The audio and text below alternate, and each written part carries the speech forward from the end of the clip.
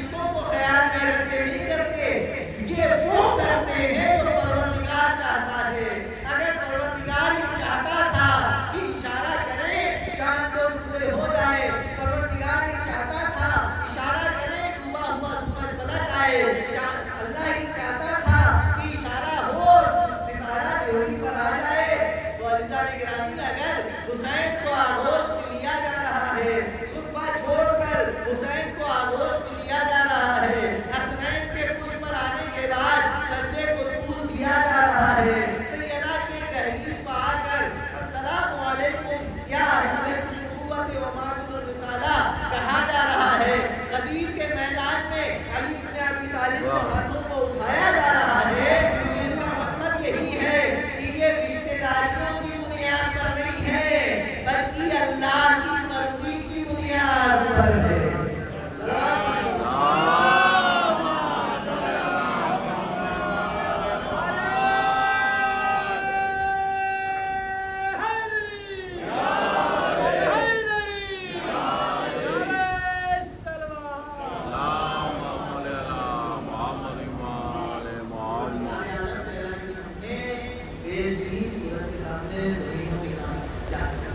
آسمانوں کے سامنے، زمین کے سامنے اور پہاڑوں کے سامنے امانت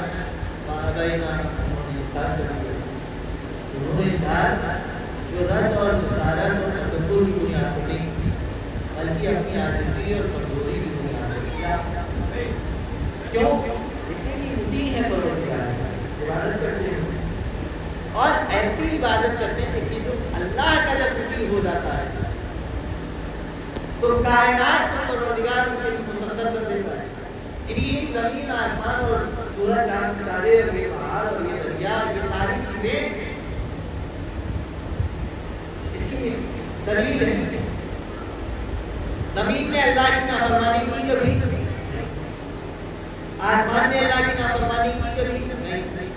سورج چاند ستاروں نے نافرمانی کی کبھی؟ نہیں۔ جب انہوں نے اپنی تخلیق سے لے کر آج تک اپنی ساری عمر اللہ کی عبادت میں گزاری تو اللہ نے یہ تحفہ کیا دیا، اللہ نے یہ تحفہ یہ دیا کہ آج ہم جیسا انسان جو فخر موجودات بھی ہے، اشرف مخلوقات بھی ہے، اپنے علم پر غرور بھی ہے، غرہ بھی ہے، فخر بھی ہے یا نہیں ہے؟ لیکن تابع کس کا ہے؟ مطیع کس کا ہے؟ اللہ نے ان ساری چیزوں، اللہ کی عبادت کی ان ساری چیزوں نے اللہ نے ان کو صلہ یہ دیا کہ یہ انسان جو فخر و غرور کے ساتھ اس زمین پر چلتا ہے ہم اسے تیرا محتاج بنا دیں گے۔ اب جب سورج نکلے گا تو صبح ہوگی تو بزنس چلے گا، دریاؤں میں طغیانی ہم نہیں لائیں گے تاکہ یہ سمندروں سے اپنے کاروبار کو انجام دے سکے، تو تمہارے لیے تمہارا محتاج بنا دیں گے۔ تو نتیجہ کیا ہوتا ہے؟ جب اللہ کی اطاعت ہوتی ہے تو اللہ دوسری چیزوں کو اس کے سامنے جو اللہ کے وفادار ہے اس کے سامنے جھکا دیتا ہے۔ ہماری محمد کی شریعت مٹنے نہ پائے، ہمارے گود کے بارے میں آگے ہمارے مجلس گریہ بر حسین علیہ السلام، ہم اور آپ سب ان تاریخوں میں جمع ہوتے ہیں۔ کیوں؟ کربلا کو یاد کرتے ہیں۔ کیوں؟ اس لیے کہ کربلا ایسی حیات بخش تاریخ کا نام ہے کہ جس کو سننے کے بعد مردہ دلوں میں بھی زندگی دوڑنے لگتی ہے۔ 3 دن ایمانوں کے گزر چکے، چوتھی شب کا چاند فجر پر نمودار ہے۔ کل میں نے ایک ایسے شہید کا تذکرہ کیا کہ جس کو امام حسین علیہ السلام نے اپنے کربلا پہنچنے سے پہلے دیکھے ہوئے، اور آج اس شہید کا تذکرہ کرنا ہے کہ جس کو امام نے کربلا پہنچنے کے بعد خط لکھ کر بلایا۔ تیسری اور چوتھی محرم عبید اللہ ابن زیاد کے لشکر ٹکڑی ٹکڑی میں کربلا کی سرزمین پر پہنچ گئے. بیویاں خیموں کے اندر ہیں, گھوڑے کی ٹاپوں کی آواز آتی ہے. شہزادیاں جناب فضہ کو بھیجتی ہیں, جاؤ دیکھو. فضہ در خیمہ پر آتی ہیں, در خیمہ پر سے منظر دیکھ کر واپس آتی ہیں. بیوی آج یزید کے لشکر کی یہ ٹکڑی آ گئی, آج یزید کی فوج میں اضافہ ہوا. ایک مرتبہ فضہ سے کہا, جاؤ میرے بھیا حسین کو بلا. جناب فضہ نے پیغام امام علی مقام کی خدمت میں پہنچایا. امام فوراً اپنی بہن کے پاس تشریف لائے. امام سے گویا ہوئی کہ بھیا حسین, یزید کا لشکر روز بروز آتا جا رہا ہے, کیا پوری کائنات میں تمہارا کوئی جاننے والا نہیں, کیا تمہارا کوئی چاہنے والا نہیں جسے تم بلاؤ. امام نے کاغذ اٹھایا, قلم اٹھایا اور خط لکھنا شروع کیا. من الحسین الغریب الی الرجل الفقیر. قاسم کو دیا, قاسم وہ خط لے کر کوفے پہنچ گیا. کوفے کا ماحول بدلا ہوا ہے, ہر طرف فوج ہے, سپاہی ہیں, پورا کوفہ چھاؤنی میں تبدیل ہے. یہ قاسم کسی طریقے سے جناب حبیب ابن مظاہر کے گھر پہ پہنچا. جب بات کیا, روایت میں ہیں کہ اس وقت جناب حبیب اپنی زوجہ کے ساتھ دسترخوان پر بیٹھ گئے. جیسے ہی دفتر بات ہوا, اندر سے آواز آئی, کون ہے؟ آنے والے نے آواز دی, انا فرید الحسین, میں حسین کا قاسم. جیسے ہی حسین کا نام سنا, بچپن کے دوست واقعہ یاد ہے آپ کو. مظاہر جناب حبیب کے والد نے رسول اسلام کو دعوت دی. جناب حبیب کا بچپن میں اپنے بابا سے کہنے لگے, بابا آپ نے اپنے حبیب کو بلایا ہے, میں اپنے حبیب کو بلانا چاہتا ہوں. ہاں بیٹا بلا. آقا حسین کے پاس گئے, مولا آپ کو بھی اپنے نانا کے ساتھ. اشتیاق اتنا ہے کہ دیوار پر چڑھ گئے. پورا واقعہ نہیں بتانا, بس اشارہ. پاؤں میں لرزش ہوئی, کنویں میں گر گئے, انتقال ہو گیا. جناب مظاہر کو چادر میں لپیٹ کر, چٹائی میں لپیٹ کر گھر کے ایک گوشے میں لاش کو رکھ دیا, تاکہ پیغمبر کی ضیافت میں اور ان کی مہمانداری میں کوئی کمی نہ ہونے پائے. پیغمبر آئے, پیغمبر کے ساتھ امام حسین بھی آئے. کھانا لگایا گیا, دسترخوان بسم اللہ کرنے کے لیے کہا گیا, تناول فرمائیے. ایک مرتبہ امام حسین نے کہا کہ آپ کا حبیب تو آپ کے سامنے ہے نا, میرا میزبان مجھے نظر نہیں آ رہا. جب اصرار ہوا تو جناب مظاہر نے بتایا کہ ایسا ایسا واقعہ پیش آیا اور جان قفس عنصری سے پرواز کر رہی. امام حسین اپنی جگہ سے اٹھے, اس جگہ پر آئے جہاں حبیب کا لاشا تھا. اب مجھے نہیں معلوم کہ کیا کہا, لیکن دل اتنا ضرور کہہ رہا ہے کہ شاید امام نے یہ کہا ہو, اے حبیب اگر ابھی چھوڑ کر چلے گئے تو جب کربلا سے خط لکھوں گا تو اس خط کے جواب میں کربلا مدد کرنے کے لیے کون پہنچے. حبیب نے جیسے ہی سنا حسین کا قاسم, دسترخوان چھوڑا, کھڑے ہوئے دوڑتے ہوئے دروازے پر پہنچے, دروازہ کھولا, کہا کیا ہے؟ بات ہے. کہا حسین کا خط لے کر آیا.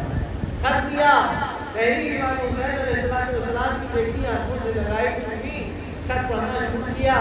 لکھا ہوا تھا, میرے بچپن کے دوست حبیب, میں نرغے اعلیٰ میں پھر چکا ہوں, اگر ممکن ہو تو میری مدد کے لیے آ جائے.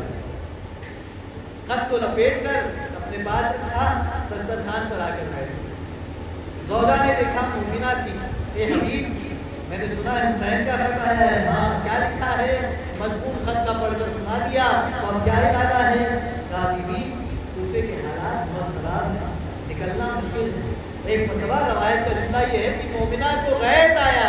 مومنہ نے کہا کہ اے حبیب, یہ میری چادر لو, تم اوڑھ کر گھر میں بیٹھو, اپنی تلوار مجھے دے دو, میں جا کر فرزند زہرا کی نصرت کروں گی. یہ سننا تھا, لبوں پر مسکراہٹ آئی. اے مومنہ, میں تو تیرا امتحان لے رہا تھا, میں تیرا امتحان لے رہا تھا. بھلا ممکن ہے حسین بلائے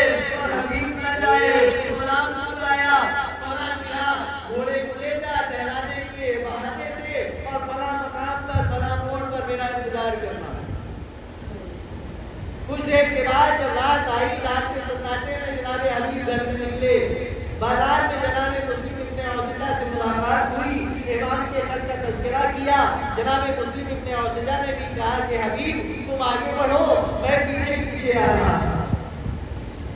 الغرض اس مقام پر جناب حبیب پہنچے جہاں پر غلام گھوڑے کو لے کر انتظار کر رہا تھا۔ جناب حبیب کو آنے میں تھوڑی دیر ہو گئی تھی، تو روایت کہتی ہے کہ گھوڑا بہت بے چین نظر آ رہا تھا اور غلام اس گھوڑے سے یہ کہہ رہا تھا، اے میرے آقا کی سواری کے گھوڑے، اگر آقا کو آنے میں دیر ہو گئی یا کسی وجہ سے آقا نہیں آ پائے تو گھبرا نہیں، میں تیری پشت پر سوار ہو کر امام حسین کی نصرت کے لیے جاؤں گا۔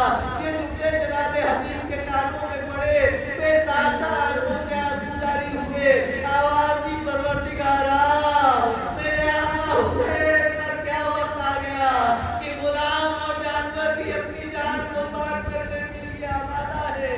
دادانو گھوڑے پر سوار ہوئے، غلام سے کہا واپس چلا جا۔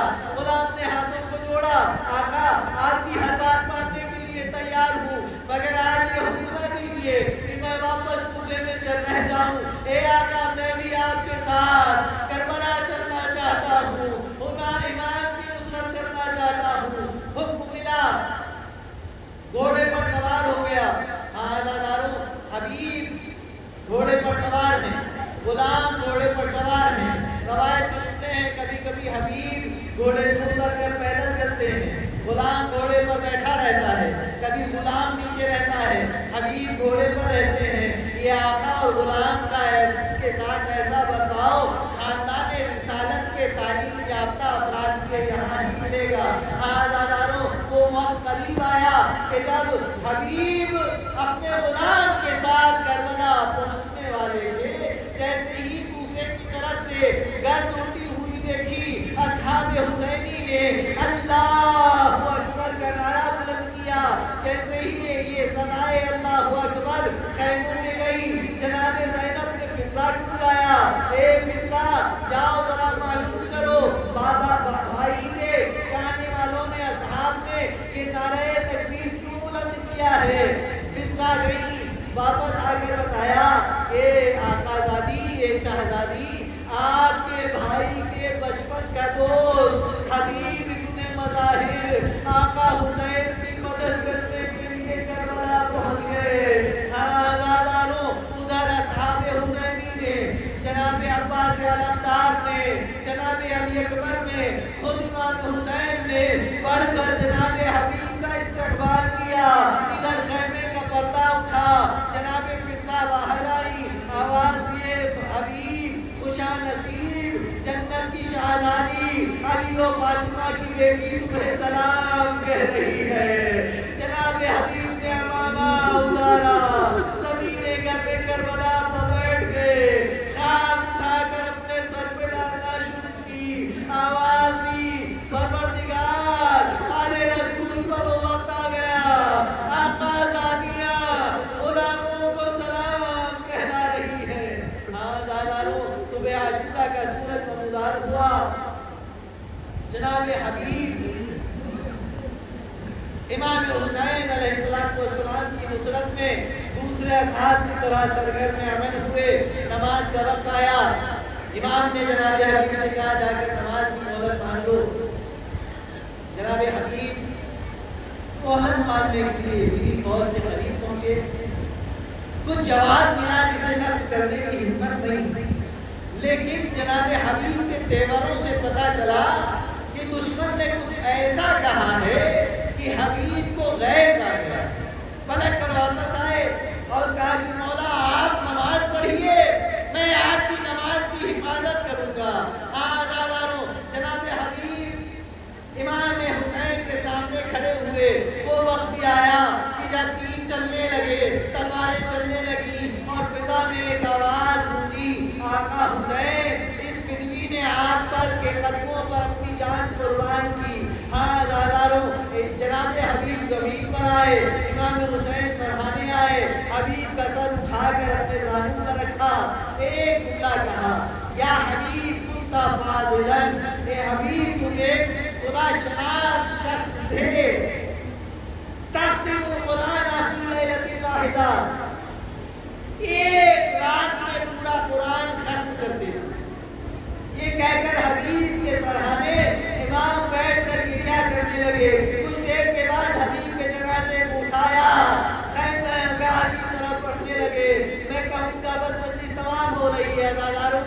سیدہ زہرا کو عرصہ دینا ہے. آج اس مہمان کا جسے امام نے خود خط لکھ کر بلایا ہے، میں کہوں گا اے حبیب بڑے خوش قسمت تھے. ان مقتل سے لاش اٹھانے کے لیے زہرا کا راجلہ